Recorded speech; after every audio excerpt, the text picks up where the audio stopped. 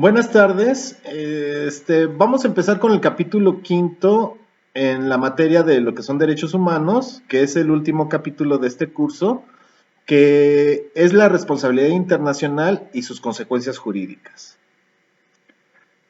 El derecho internacional de los derechos humanos y su recepción nacional, sin duda, pueden originar numerosas disertaciones, análisis o reflexiones, que además son necesarias para México y el correcto cumplimiento del artículo primero constitucional.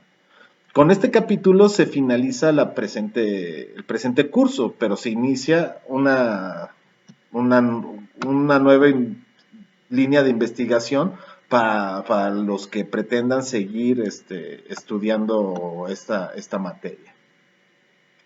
El capítulo se divide en tres apartados. El primero se dedica a las restricciones a las que pueden ser sometidos los derechos humanos.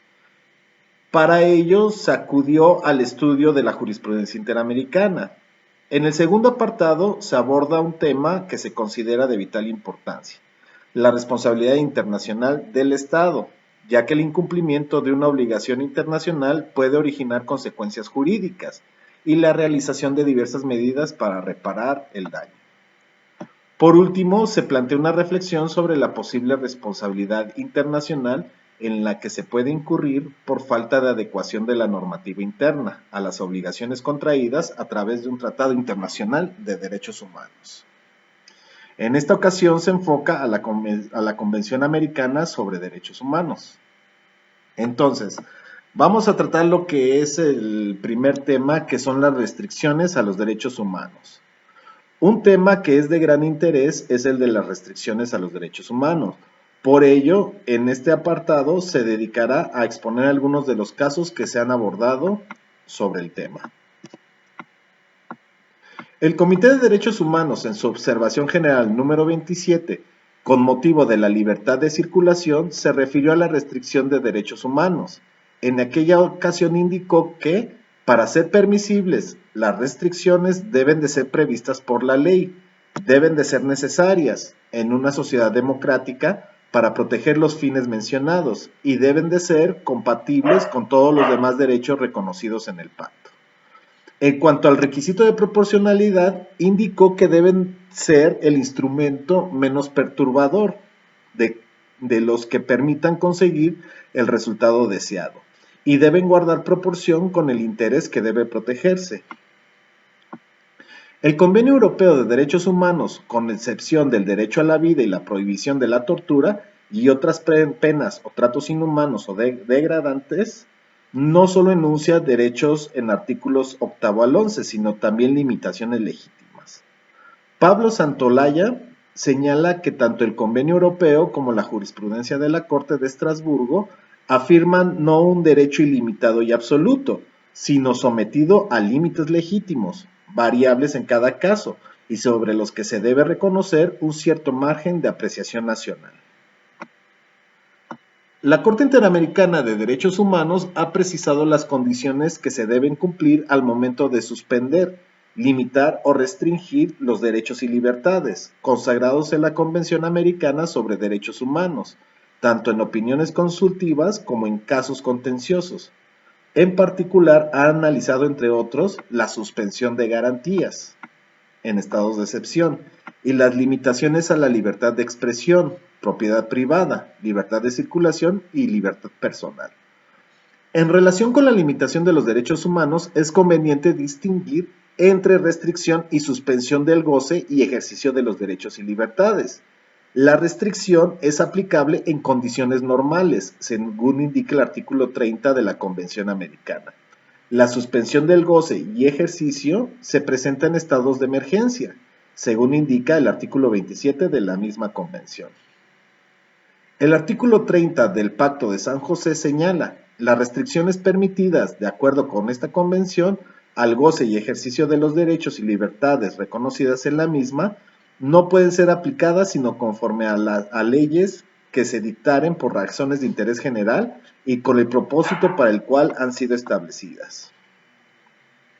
En los términos antes enunciados, la Convención Americana autoriza, en condiciones normales, restricciones al goce y ejercicio de los derechos en ella reconocidos. El artículo 27.1 de la Convención indica: en caso de guerra, de peligro público o de otra emergencia que amenace la independencia o seguridad del Estado parte, este podrá adoptar disposiciones que, en la medida y por el tiempo estrictamente limitados a las exigencias de la situación, suspendan las obligaciones contraídas en virtud de esta convención, siempre que tales disposiciones no sean incompatibles con las demás obligaciones que les impone el derecho internacional y no entrañen discriminación alguna fundada en motivos de raza, color, sexo, idioma, religión u origen social. En circunstancias excepcionales y bajo condiciones precisas, la Convención permite suspender temporalmente algunas de las obligaciones contraídas por los Estados. Sin embargo, en el párrafo 2 del mismo numeral citado, establece una serie de derechos que aún en estado de emergencia no autoriza su suspensión. Estos son el derecho al reconocimiento de la personalidad jurídica, el derecho a la vida, a la integridad personal, al nombre, a la nacionalidad, los derechos políticos, los derechos del niño, la prohibición de la esclavitud y servidumbre, el principio de legalidad y de retroactividad, la libertad de conciencia y de religión, la protección a la familia y las garantías judiciales indispensables para la protección de tales derechos. La Corte Interamericana indicó en la opinión consultiva 887 que todos los derechos deben de ser respetados y garantizados, a menos que circunstancias muy especiales justifiquen la suspensión de algunos, en tanto que otros nunca pueden ser suspendidos por grave que sea la emergencia.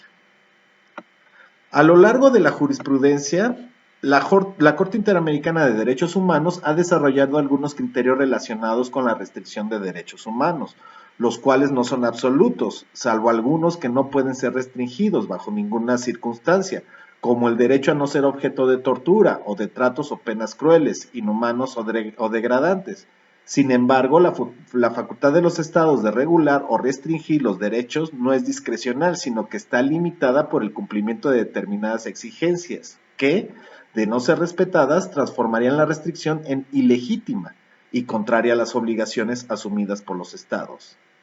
Desde la opinión consultiva OC 686, la Corte Interamericana indicó que la autorización a la imposición de limitaciones o restricciones a determinados derechos y libertades exigía para su establecimiento el cumplimiento concurrente de los siguientes requisitos: que se trate de una restricción expresamente autorizada por la Convención y en las condiciones particulares en que la misma ha sido permitida. El segundo requisito. B, que los fines para los cuales se establece la restricción sean legítimos, es decir, que obedezcan a razones de interés general y no se aparten del propósito para el cual han sido establecidas. Y, por último, que tales restricciones estén dispuestas por las leyes y se apliquen de conformidad con ellas. En un inicio, la Corte destacó la importancia de la legalidad de la restricción de derechos. Sin embargo, más adelante incorporó los criterios de necesidad y proporcionalidad de las restricciones en la medida indispensable en una sociedad democrática. La legalidad de la medida restrictiva es el primer paso para evaluar si una restricción a un derecho establecido en la Convención Americana es permitida a la luz de dicho tratado. Implica que la restricción debe estar claramente establecida por la ley.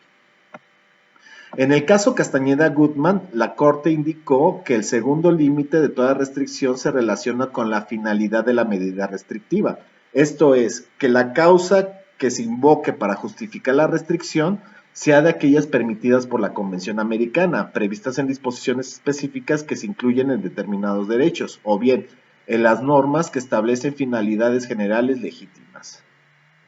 Un requisito para que un derecho pueda ser restringido a la luz de la Convención Americana es que la restricción sea necesaria para una sociedad democrática. En el caso Chaparro Álvarez y Lapo Íñiguez contra Ecuador, con motivo de la libertad personal, la Corte indicó respecto de que las medidas fueran necesarias, que sean absolutamente indispensables para conseguir el fin deseado y que no exista una medida menos gravosa respecto al derecho intervenido entre todas aquellas que cuentan con la misma idoneidad para alcanzar el objetivo propuesto. En el caso Castañeda-Gutmann, la Corte indicó que se debía valorar si la restricción satisface una necesidad imperiosa, orientada a satisfacer un interés público imperativo. En relación con el requisito de que sean proporcionales, la Corte expresó en el párrafo 93 de la sentencia del caso Chaparro Álvarez, de tal forma que el sacrificio inherente a la restricción del derecho a la libertad no resulte exagerado o desmedido frente a las ventajas que se obtienen mediante tal restricción y el cumplimiento de la finalidad perseguida. En el caso Castañeda-Gutmann, indicó que sean igualmente idóneas a la regulación que se considera violatoria de la Convención y precisar su mayor o menor grado de lesividad del derecho humano que se restringe.